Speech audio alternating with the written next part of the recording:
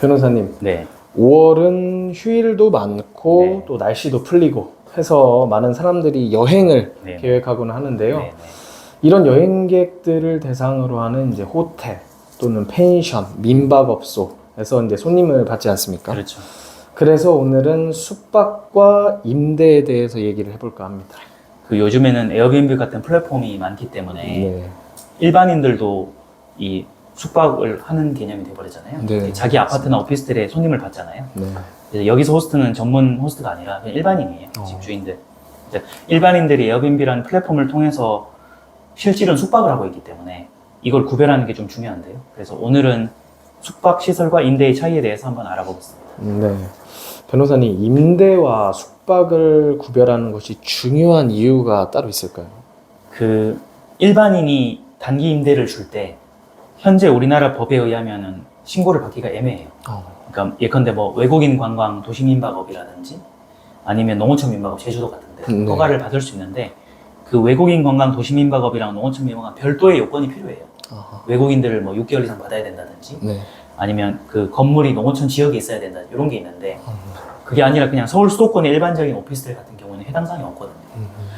그럴 때는 지금 현재 에어비앤비 호스트들이 그냥 임대업 신고를 아예 안 하거나 아니면 임대업 신고만 하는 경우가 많아요. 예, 이런 분들은 숙박업 신고를 못 하거든요. 네. 요건이 안 돼서. 네. 그러니까 벌금을 맞는 거죠.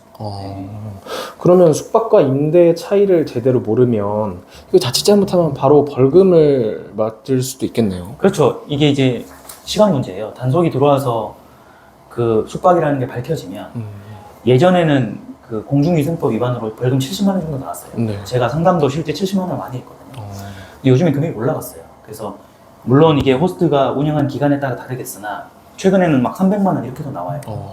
그러니까 벌금 액수도 중요하지만 전과도 남고 네. 에어비앤비 몇 번 했다가 이제 전과자가 돼버리니까 되게 위험한 거죠. 그래서 이거는 사실 시간 문제라 분명히 알고 있어야 돼요. 네. 그러면은 이 자리를 빌려서 좀 임대와 숙박의 차이를 변호사님께서 법률적으로 한번 설명해 주실 수 있을까요? 이게 이제 안타깝게도 분명하게 법률 기준이 우리나라에 아직 없는데요. 그 임대라는 것의 정의는 민법에 있고요. 네. 그 다음에 주택임대차 보호법에 있어요. 그리고 숙박의 정의는 공중위생관리법에 있거든요. 네. 그래서 에어비앤비 호스트가 벌금을 맞을 때 이 공중위생관리법 위반으로 맞는 거예요. 그래서 이 법률만 봐서는 두 가지를 구별하기 힘들다. 그냥 각각의 개념만 있을 뿐이다. 이런 한계가 일단 있는 거죠. 네. 그렇군요. 그러면 법률로 확실하게 둘을 구별하기가 힘들다면 또 판례를 참고해서 알아보는 방법도 있지 않나요? 그래서 이제 요 사이에 어떤 경계선이 어디냐에 대해서 이제 판례가 필요한 건데요. 네. 하지만 이제 판례라는 것도 누가 소송을 해야만 나오잖아요. 네. 근데 사실은 뭐 에어비앤비 호스트가 벌금을 맞았다고 해서 대법원까지 가는 경우도 거의 없고. 그렇잖아요. 벌금 맞았는데 누가 대법원까지 소송 비용 내겠어요. 네. 그리고 형사소송이 아니더라도 임대 숙박을 가지고 민사소송을 할 리는 더 없고 행정소송을 할 리 없으니까 네. 판례도 나오기 힘든 거죠. 그래서 저희가 임대 숙박 관련해서 했던 거의 한 70~80% 이상은 네. 스타트업에서 내가 비즈니스 모델을 만들 건데 어디까지가 임대고 숙박을 하는 게 모르겠다 이런 식으로 이제 법률 의견서를 구하는 경우가 더 많았어요. 그래서 그런 법률 수요는 있는데 실제 판례가 쌓이기는 조금 힘들다. 왜냐하면 대법원까지 가는 경우가 거의 없기 때문에 네, 그렇습니다. 그런 현실이 있어요. 그러면 여태까지 참고할 만한 단 하나의 판례도 없나요? 그래서 제가 검색을 많이 해봤는데요. 네. 이 다행히도 선구자 같은 분이 있었어요. 그래서 2016년에 부산에서 이게 약식명령 벌금으로 100만 원, 300만 원 받은 사람이 있었거든요. 네. 이분이 아마 에어비앤비 호스트였던 것 같아요.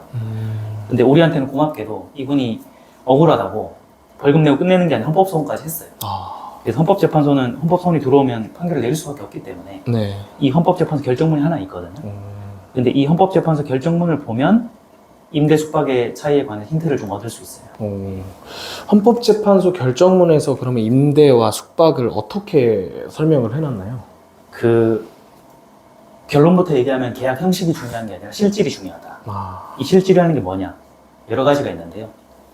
그 호스트가 일반 공중을 대상으로 하느냐, 일반 고객들을 대상으로 하는지를 보고, 그 다음에 이제 그 시설 관리를 누가 어떻게 하는지, 그 다음에 침구류 서비스를 어떤 식으로 제공하고, 청소는 어떻게 하고, 청소비를 누가 부담하는지, 그 다음에 그 주거 시설 외에도 부대 시설이 또 있는지, 그리고 숙박료를 어떻게 정산하는지 이런 것들을 종합적으로 검토해가지고 이 임대냐 숙박이냐를 가려야 된다라는 게 이제 헌법재판소 결정의 취지고요. 네. 물론 계약 기간도 봐요. 아. 하지만 계약 기간만 보는 건 아니에요. 그러면 오늘의 마지막으로는 저희가 살펴본 부분들을 반영을 쫙 해서 전국에 현재 에어비앤비를 운영하고 있는 호스트들이 있지 않겠습니까? 그분들에게 한마디 해주실 수 있는 말씀 있으실까요? 그러니까 헌법재판소 결정문이 그냥 이렇다고 그 말씀만 드리면 너무 무책임한 것 같고 네. 그래서 어떻게 할 건지가 중요하잖아요. 네. 결론은요. 우리나라 법이 바뀌지 않는 이상 현 시점에 이 불완전한 법을 헤쳐나가야 되잖아요. 네. 그래서 그 숙박의 성격을 빼려면은 그 시설 관리의 성격을 빼야 돼요. 숙박이란 건 하나의 서비스거든요. 네. 임대는 서비스라고 보기는 어려워요. 공간만 그냥 제공하는 거지. 네. 우리가 예컨대 뭐 어디 일주에 호텔을 간다면 서비스를 받고 싶어서 가는 거지. 네. 공간만 쓰지 않잖아요. 근데 숙박이란 건 기본적으로 어떤 침구 유지 관리라든지 청소라든지 객실 서비스의 성격이 그만큼 많이 포함되어 있고요. 네.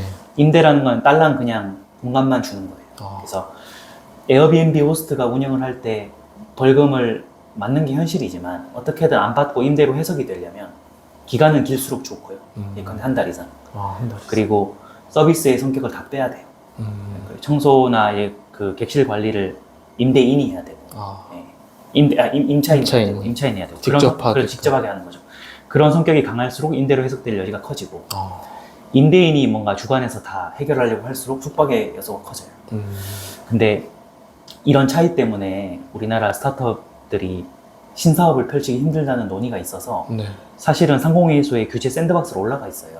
이렇게 일시적으로 이 규제를 풀어달라 네. 해서 그 조금 정치적인 요소로 이제 풀고 있긴 한데 아직까지는 통과가 안 됐어요. 그래서 예컨대 이제 산업적으로 우리나라에 외국인이 많아지고 있기 때문에 네. 외국인은 많아지는데 숙박시설이 부족하면 에어비앤비 호스트를 풀어줄 수밖에 없거든요. 그럴 때는 수사라든지 이런 걸 조금 이렇게 줄여버리고요. 세무조사 비슷하게. 네. 그리고 예컨대 숙박업이 너무 난립하고 있다 하면은 조금 이제 세무조사처럼 쪼아대는 경향이 있어요. 그래서 그런 트렌드가 있는데 최근에는 그렇게 엄격한 것 같지는 않아요. 왜냐면 외국인도 더 많아지고 있고 코로나 풀렸고 우리가 관광업이 미래의 먹거리이기 때문에 네. 현실적으로 이렇게 벌금이 많이 나오진 않거든요. 근데 이게 또 언제 또 트렌드가 바뀌어서 나올지는 모르기 때문에 그래서 요 기준을 잘 알고요. 만약에 그 수사가 들어오거나 신고가 들어왔을 때는 제가 오늘 말씀드렸던 기준에 따라 해명을 잘 해야 돼요. 우리는 숙박이 아니라 임대를 하고 있다. 그렇게 해서 이제 피해가는 게 현실적인 거죠.